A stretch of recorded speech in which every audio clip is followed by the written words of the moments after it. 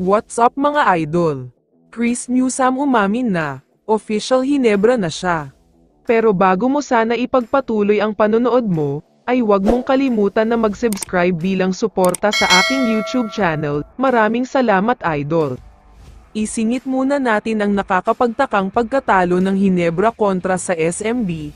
Marami ang hindi makapaniwala na natambakan pa ang Hinebra. Lalo pat wala naman si Fajardo dahil limited playing time lang siya.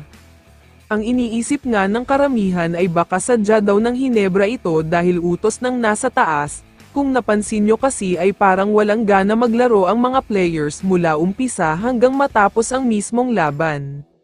Pero sa tingin ko naman ay ito ang napapala ng overconfidence. Akala kasi ng Hinebra ay magiging madali ang laban na ito kasi nga ay wala si Fajardo. Pero kabaligtaran pa pala ang mangyayari dahil tinambakan sila. Kaya naman ayon sa kanila, hindi na daw sila magiging overconfident sa Game 3, iisipin na lang daw nila na do or die game na ito para naman may sense of urgency, kailangan na daw kasi nilang manalo at makaisa uli sa SMB.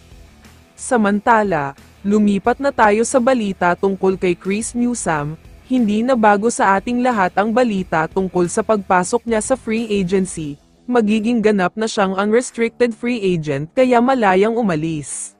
Mukhang ganyan na nga talaga ang mangyayari, dahil ayon sa multiple reports ay aalis na daw talaga siya sa Meralco, lilipat na daw siya sa isang team na isinisigaw ng puso niya, ito nga ay walang iba kundi Hinebra. Bata pa lang daw siya ay pangarap na niyang maglaro sa most popular ball club sa PBA, super fan daw kasi talaga siya ng Barangay Hinebra, simula pa noong panahon ni Jaworski, Bal David, Mark Caguioa at hanggang ngayon. Kaya naman ayon sa mga sources ay nag-usap na daw si Chris Newsome at coach team tungkol sa paglipat niya dito, may approval na rin daw kay Boss Al Francis Chua at Boss RSA kaya mukhang okay na talaga lahat ang trade.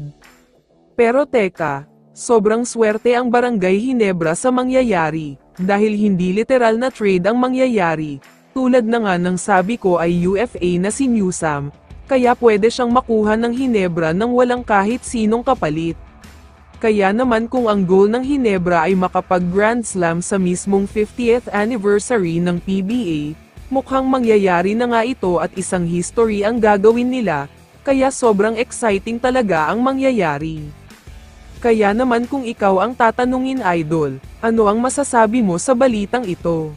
I-comment mo naman ang sagot mo sa tanong na ito. So dito na nagtatapos ang video na ito. Maraming salamat sa pagsuporta at panonood mga idol. Ingat at bye-bye.